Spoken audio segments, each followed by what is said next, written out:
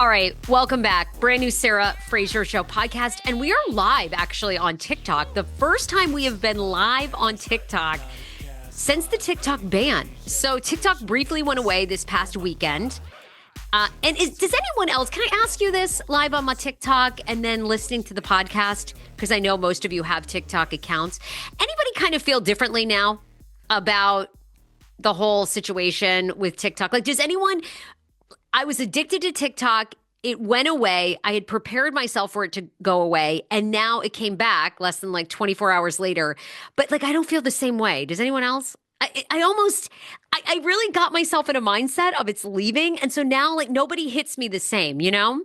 Is that true for you? Nothing against my girl, Trisha Paytas, but like the videos aren't hitting me the same. You know what I mean? Tana Mojo, like Tana used to pop up. And I'd be like, oh, okay, I want to hear what Tana's hot take. I don't care now. Does anyone else feel that way about TikTok? I'm like over it. It just doesn't have the same oomph. It doesn't feel like the same community. People are saying, yes, most definitely. Agreed. Oh my God, pin your goal. Okay, let's go.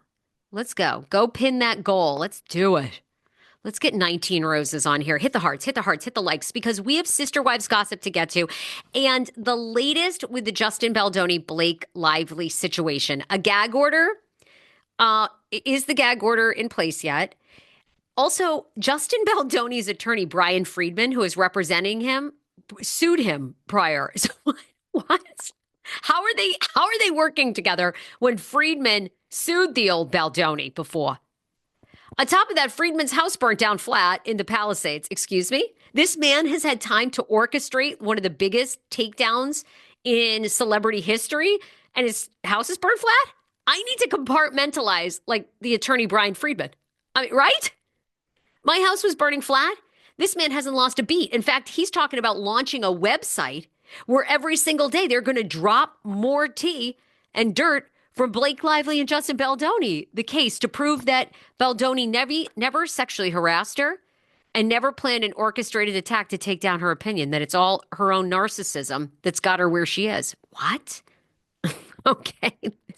This man could do all this while the whole state of California is on fire. What else? This man needs to also run for office. Okay, Friedman, we see you. And the author, Colleen Hoover, has shut down her Instagram. What were y'all doing? Were you all trolling Colleen Hoover to the point that this author of It Ends With Us? This queen has had to shut down her whole account. She didn't just turn off comments. The queen goes, I can't even be here. That's how nasty it's gotten. Jessica says I never liked her. Who? Colleen Hoover or Blake Lively or both? And then Sister Wives. Ooh, let's get to the Sister Wives tea first, and then we'll come back to unpack all things Baldoni and Blake Lively. But there is Sister Wives news because it's funny. This actually didn't get a lot of discussion, but Christine and Janelle recently did a podcast, Rogue Energy, and they interviewed themselves, and they spill tea on what's going on with Coyote Pass. If Coyote Pass has been sold, if Janelle was bought out by Cody. They spill tea on that. They talk about the family dynamic. They talk about if they still speak to Leon and Robin's kids. Like, this was actually kind of a juicy, it wasn't that juicy. Like, it would, I'll summarize it for you, and then you don't really need to go listen. But let's get into that. Okay, let's get into that, and then we'll get into all things Baldoni. Someone says, nice pivot to Sister Wives. LOL. People don't like Blake. It's so many people pro-Lively until things have come out right now. Such an obvious ploy to get us to believe Lively. Okay, nice pivot. All right, so you can go listen. Rogue Energy. If Rogue Energy, the podcast, sounds oddly familiar to you, it's been rebranded. It was actually Rachel Leviss from Vanderpump Rules' old podcast, Going Rogue with Rachel. But Juliette Lewis, she's a friend of the show. I love Juliette Harris, Juliette Harris, the PR rep of Rachel Leviss, took over the podcast, and they've rebranded it to Rogue Energy. It's owned by iHeart, so it was never Going Rogue with Rachel, was never owned by Rachel Leviss, okay? So they've rebranded Rogue Energy, and Rogue Energy seems to now do like a bunch of different hot takes, okay? hot takes, different people interviewing. And in sort of this like flew under the radar interview, Christine Brown and Janelle Brown from Sister Wives sat down and spilled a bunch of tea.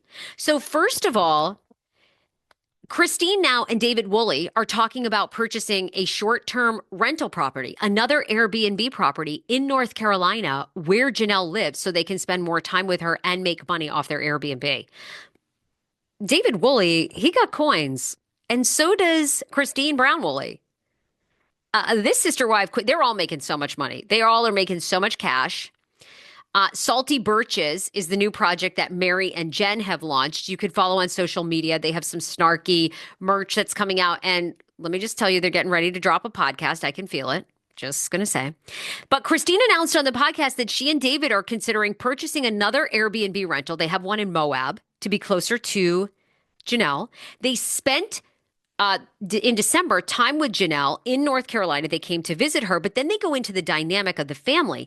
And they say the hardest part is keeping the family together, meaning the kids that they do see. And then they go on to say, we talked to Leon. Janelle's like, Leon, Mary's child. I talked to Leon. I talked to Leon. And both the women say that they are really hoping their kids reconnect with Robin's children, that everybody misses one another, the kids do. And they really want Robin and Cody's kids to reconnect with their kids. They're talking about doing a family vacation all together. And then Janelle goes into her dating life. Excuse me? Okay, is this queen, hooking up with a bunch of men in North Carolina? Who got a daddy? Who got a divorced daddy in his 50s that wants a TV star? Well, don't get too excited. Janelle told Christine on the Rogue Energy podcast that she ain't ever remarrying. She's keeping the Brown name, which is smart because you should make money off that. Now, Sister Wives is getting a couple more seasons. It is. I hate to tell you, even if we think it's boring, it's getting a couple more seasons. But Janelle goes, there ain't going to be a wedding for me on like how Christine did a wedding special. Janelle's like, you ain't seeing that on me, bitch. I am not getting remarried.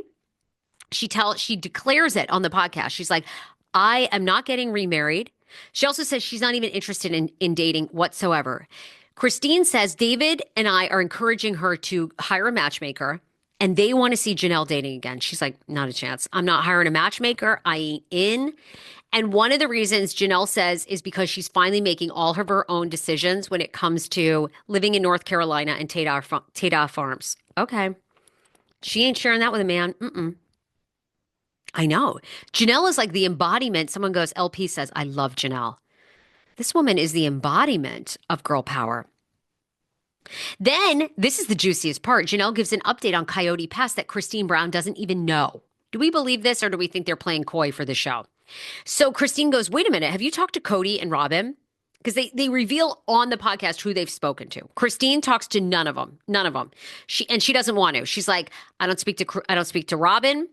I don't speak to Mary. I certainly don't speak to Cody unless it's in court for getting my back child support. She doesn't say that. I'm paraphrasing. But she's like, I don't speak to any of them, and we're keeping it that way. Like, Christine there isn't an olive branch. Like, she don't want any of them in her lives, period. Again, how is this show going to continue if they're just all going to film separate? But Janelle goes, I talk to Mary all the time.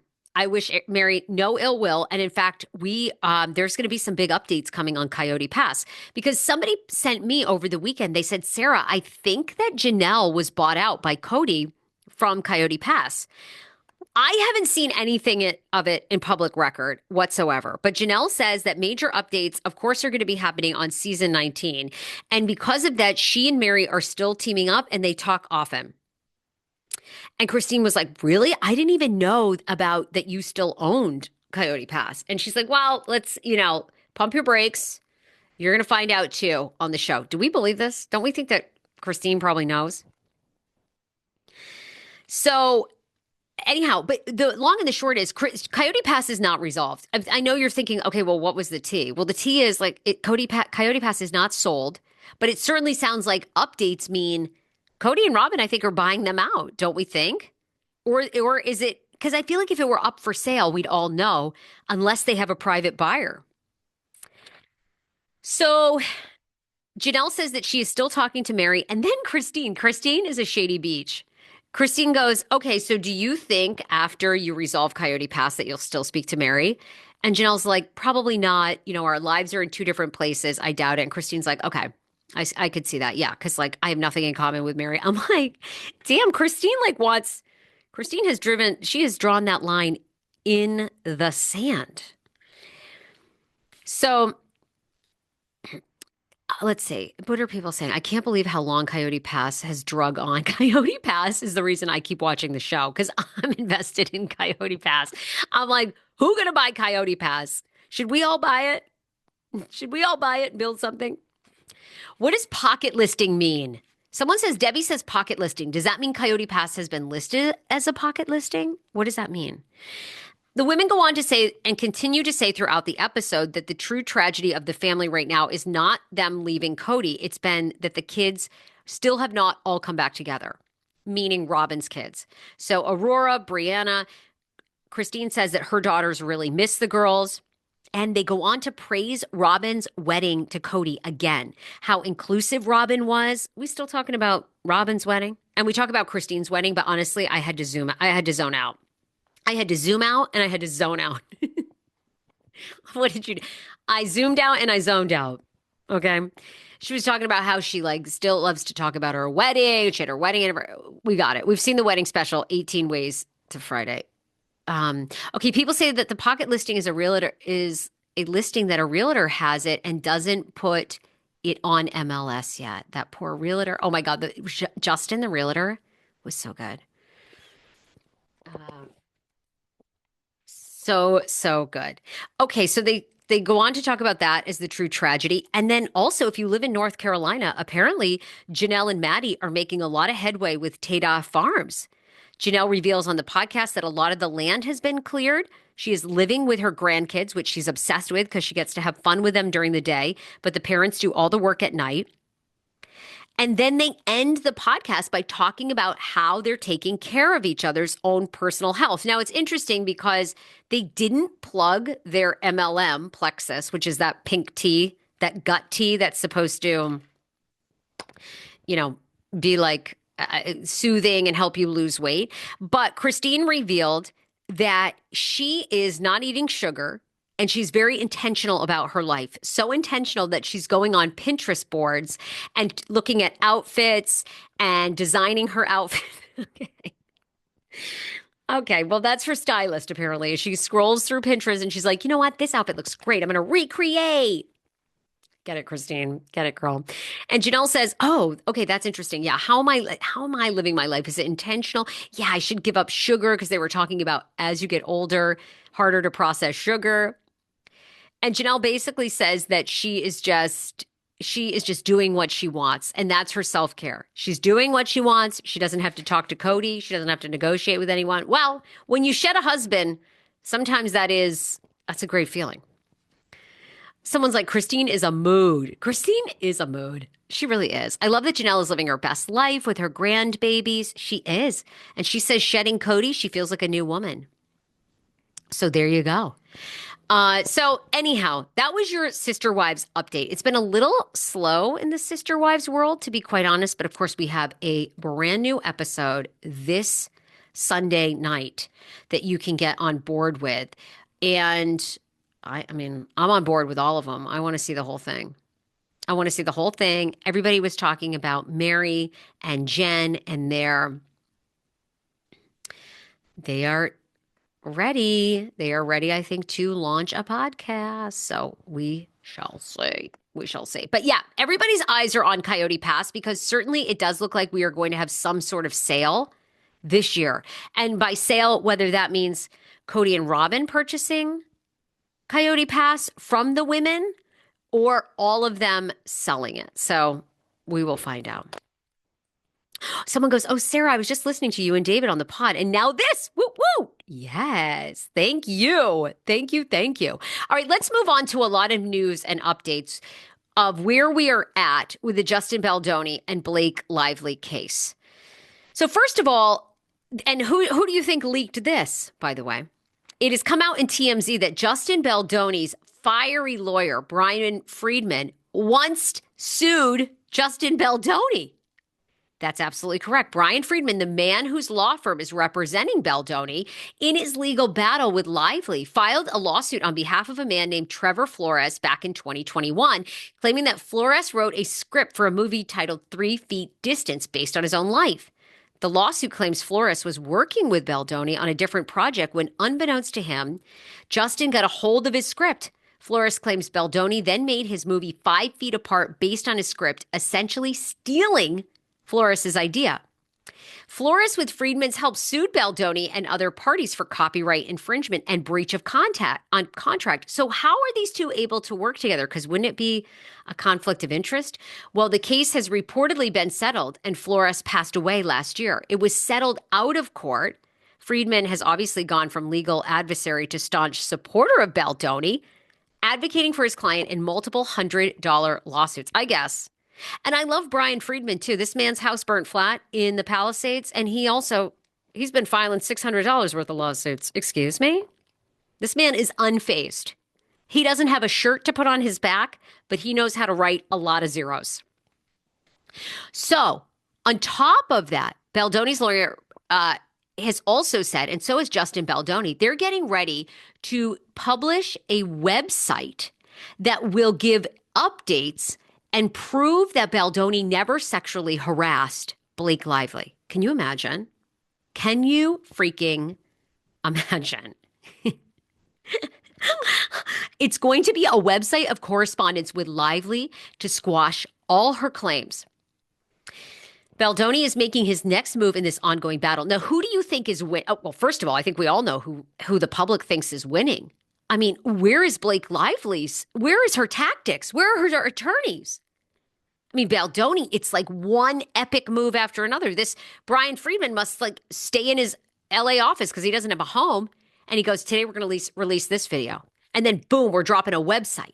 And then boom, we're dropping this text where she compares herself to Khaleesi from Game of Thrones. Was that not a threat? Blake Lively sends this man a text or a correspondence, meaning Justin Baldoni, essentially comparing herself to Khaleesi from Game of Thrones. And she says she has many dragons in her life. And these dragons, she's referring to Taylor Swift and Ryan Reynolds. They really help for the good of, they really are for the good, I mean, sometimes they can be bad, but they really are her protection and they're for the better and they do good for her and they really fight for her. And because he's associated with her, he will also get the protections of her dragons. Bitch, what? Excuse me? Who the fuck compares themselves to Khaleesi from a movie? If that ain't the most narcissistic shit you've ever heard in your... Is that not like, ugh? Give me a break. Can you imagine having to work with someone? I know you can, because y'all do. Work with these people who are so dramatic and think they're like so great. Right now on my TikTok, what's the most ridiculous thing your coworker has ever compared themselves to? Okay? Was it somebody looks-wise? Was it someone? Oh, by the way, and I'm like the Donald Trump of our office. I say anything I want and I still run the place. Like, are you kidding me? I don't know how Baldoni went to work with her after that. I would have been like, oh my God, are you effing kidding? I mean, give me a break. He had to put up with that. Someone says I'm watching Amber Heard all over again. Oh, Amber Heard's another turd too. So, Friedman announced plans to launch a website, this was Tuesday, to further prove their defense that Baldoni, just 40 years old, did not sexually harass Lively on the set of It Ends With Us. Baldoni and the team have nothing to hide, Friedman said in a statement. I kind of am beginning to believe it. That's after that famous new raw footage has been released of them improvising a scene. Now, y'all have seen that, right? They're shooting It Ends With Us and they're improvising. And he says, am I getting beard all over you? And Lively says, no, but I'm getting spray tan all over you. And he goes, I don't mind. It smells so good. I mean, first of all, how do you become an actor? I couldn't even act. Could you sit there? Did you watch that video? Who can sit there and look at someone and pretend to dance with all these people around you and a camera in your face and you go nose to nose and you have to pretend you're in love? Like, I couldn't do it. You know what I mean? I don't even sit there and look that close to my husband until we're hooking up. I mean, what? I don't know how people act. I really don't. This is the part of acting I couldn't do. I can't pretend to sit there and go, oh, let's slow dance and look into each other's eyes. Well, Justin and team have the right to defend themselves with the truth, is what they say. And they're going to be continuing to show the truth with a new website. I want this website to come out so badly, please. I don't think it's going to happen.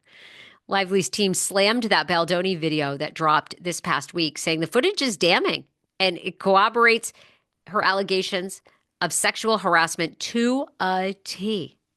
That was an interesting move, right? It was an interesting play, I guess. People are saying, has the gag order been granted? No, because they just asked for the gag order, which I think to me seems, I mean, look, the gag order is a smart move, right? The gag order is a smart move. When you do the same, also makes you seem a little like, are we guilty? Do we not have anything here? But Blake Lively and Ryan Reynolds' side now seeks a gag order against Baldoni's lawyer, Friedman. Oh, interesting. Within hours of Justin Baldoni's team leaking that footage, they better leak out a bunch of stuff before the court rules on this. In a move atypical of his litigation strategy, Friedman didn't himself provide a comment, but sources close to Baldoni say it's grossly unfair to impose a gag order after Justin has been defamed by the New York Times in an article that they say cost him 3 jobs and hundreds of millions of dollars. Great retort. Is that not a great retort? This is why this is the greatest celebrity gossip, and I don't feel bad talking about it. You know why? I don't feel bad. I don't feel bad at all, because this is the greatest entertainment. This is better than what's on television. All Justin wants to do, the source says, is release videos and text messages to prove the allegations are false.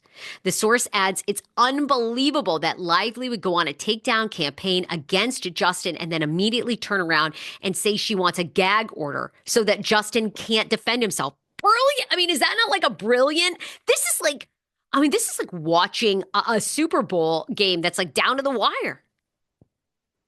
I mean, right? Shouldn't the man have the right? If she's come out and she said this man sexually harassed me, toxic work environment, shouldn't the man have the right in public to defend himself? Somebody says, I think that Lively has confidence in her case, so she isn't playing the media game. Oh, that's a good take. Because his lawyer is smooth like an aged whiskey. The audacity to ask for a gag order when you spilled the tea first. Blake and Ryan are finished. They're finito.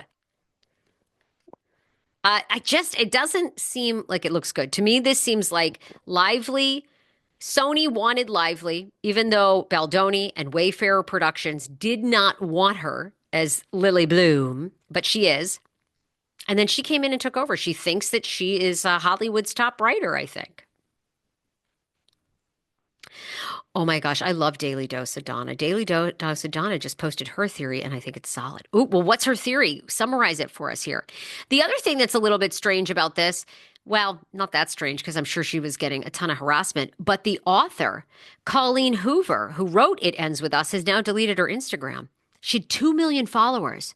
By the way, did you guys realize too that Colleen Hoover sold 10 million copies of It Ends With Us? 10 million copies of It Ends With Us. And now she's deleted her IG. Now, she initially sided with Blake Lively, but do we think that she was getting so harassed on her Instagram that she pulled it down? Or do we think that she now maybe isn't believing Blake Lively and is like, okay, like I gotta delete anything that could be, people could go back and scroll on, could find any comments. I don't know. So, of course, Hoover's exit from Instagram comes amongst the legal battle. So fascinating. But I do believe she has other social media platforms up, but she did deactivate that one. So there you have it.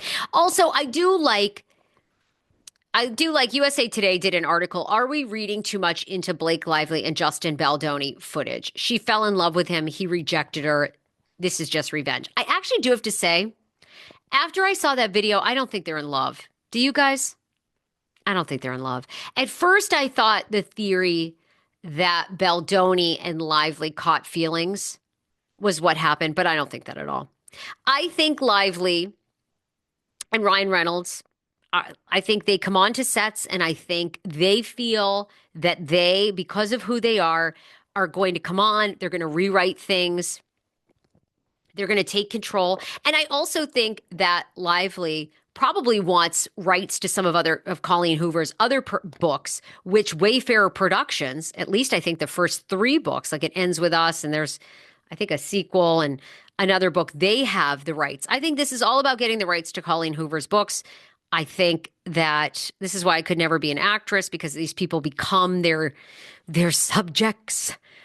Like I said, I got a hard enough time living my own life. You think I want to try to fucking embody somebody else? No, I don't. Okay. I got to try to conquer this world, you know?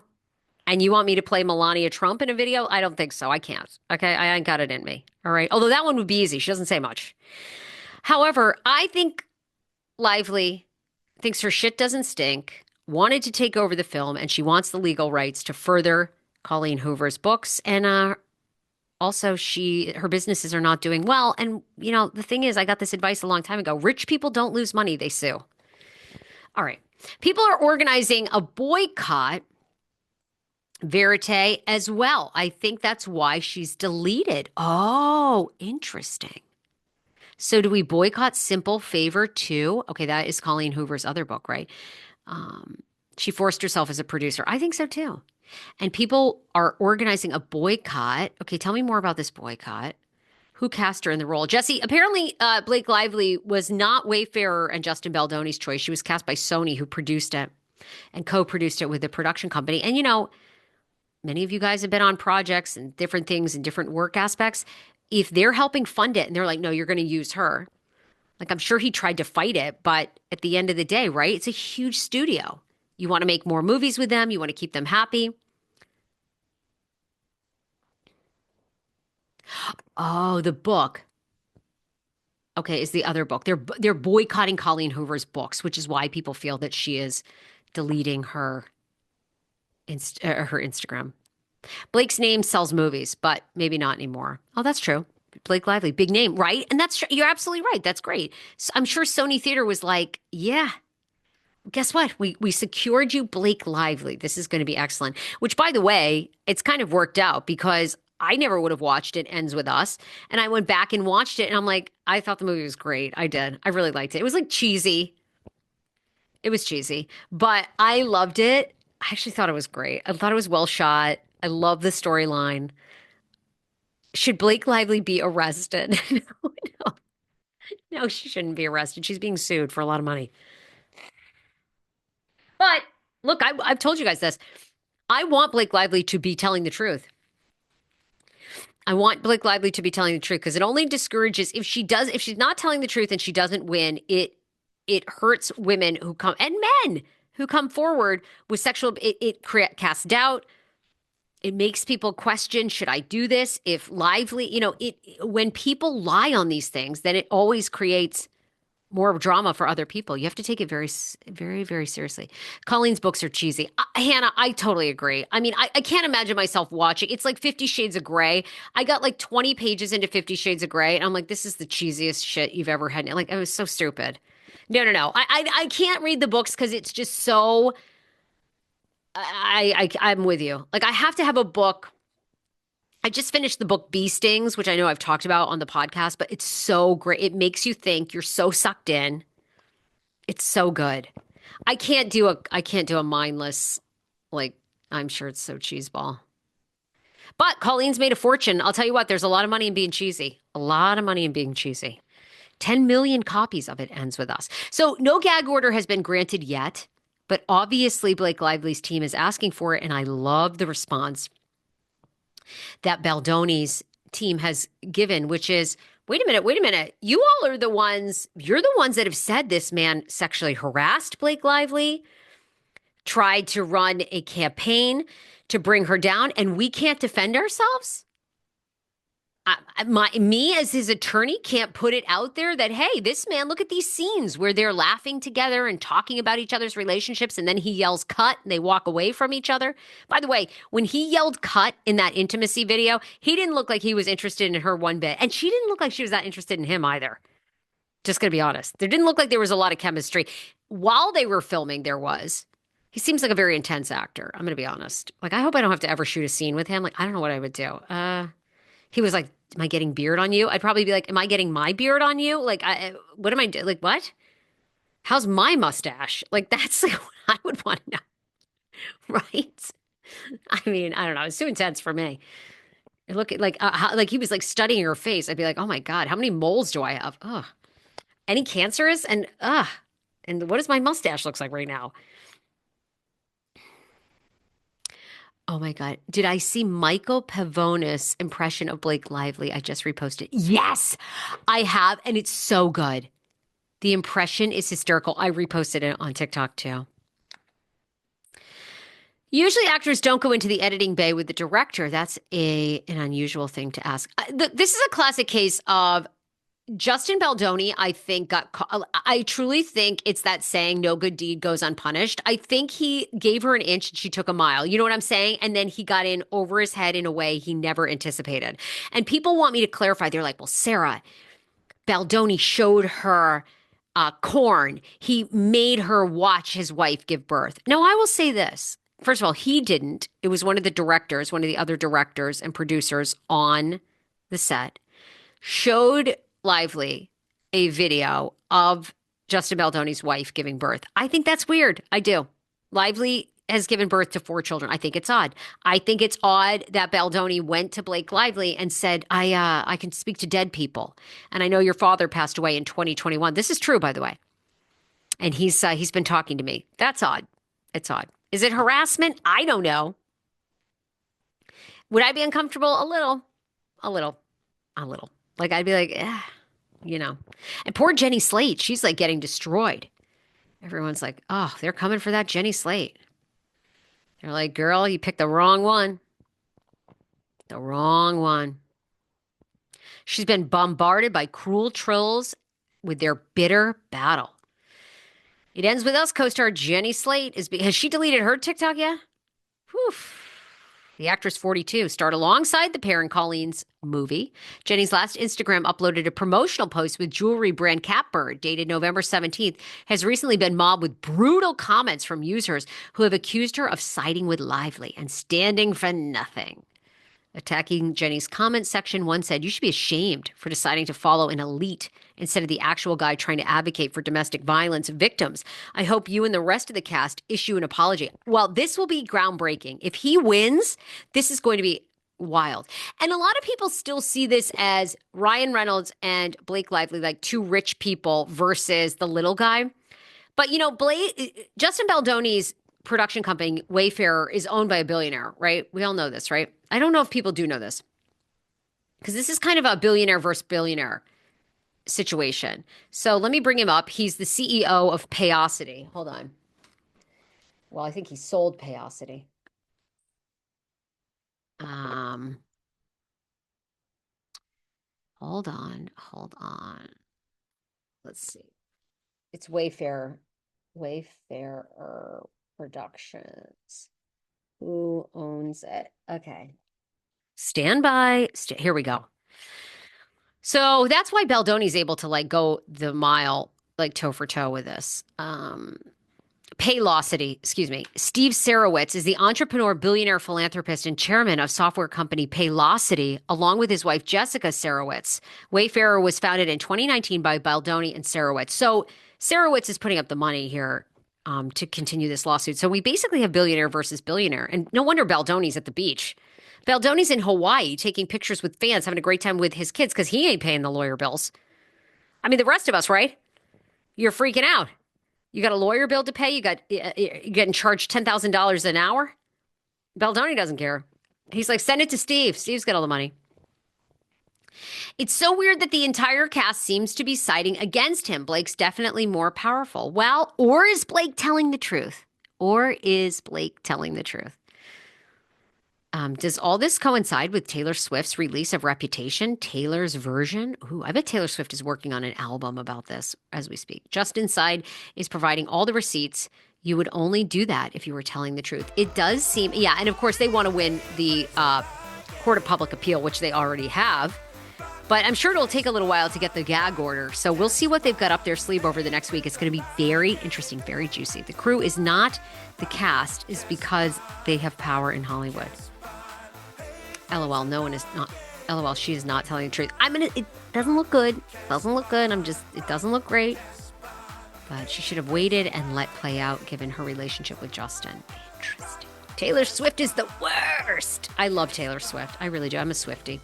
Okay, everybody, there you have it. There are the updates from Sister Wives and the latest with the Justin Baldoni versus Blake Lively. Here on the Sarah Fraser Show, we will have continued updates on those. And of course, all things Sister Wives. We drop a pop culture podcast 7 days a week here at TSFS. Bye, everybody.